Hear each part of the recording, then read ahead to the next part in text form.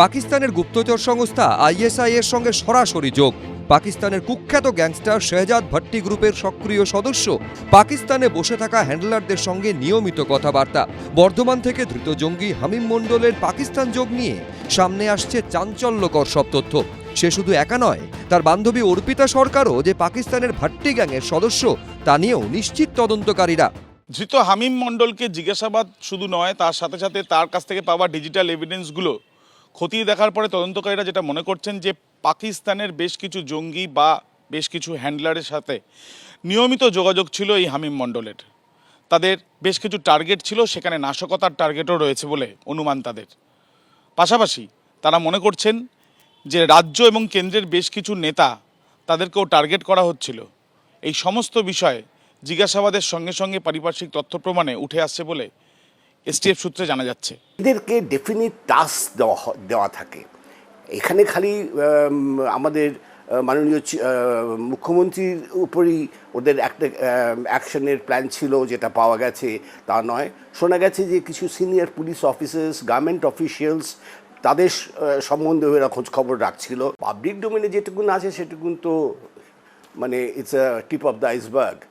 বাকি আরও অনেক ইনফরমেশন যেটা আমরা certainly we are not privy to that kind of information. আমাদের কাছে সেসব ইনফরমেশন আসা উচিত নয়।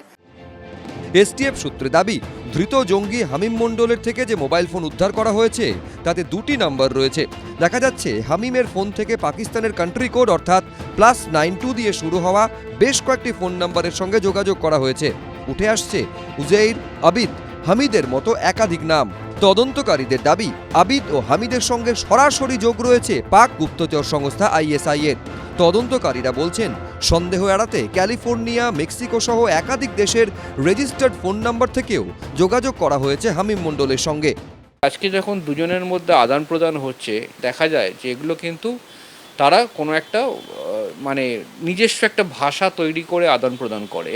তারা কোথা থেকে করছে সেইটাও কিন্তু একটা হাইড করার ব্যবস্থা আছে। সেখানে তারা ভিপিএন সার্ভিস ইউজ করে বা টর বা ডার্ক ওয়েবের এই সমস্ত টুলস ইউজ করে, যেখান থেকে আমি যদি একটা ভিপিএন সার্ভিস ব্যবহার করি, কালকে যে আইপিটা ধরা পড়বে ল এনফোর্সমেন্টের কাছে, দেখাবে সেটা হয়তো কোনো নর্থ কোরিয়া বা পাকিস্তান বা চায়না এরম জায়গা থেকে হচ্ছে, যেখানে আমি আদৌ কলকাতাতেই বসে আছি।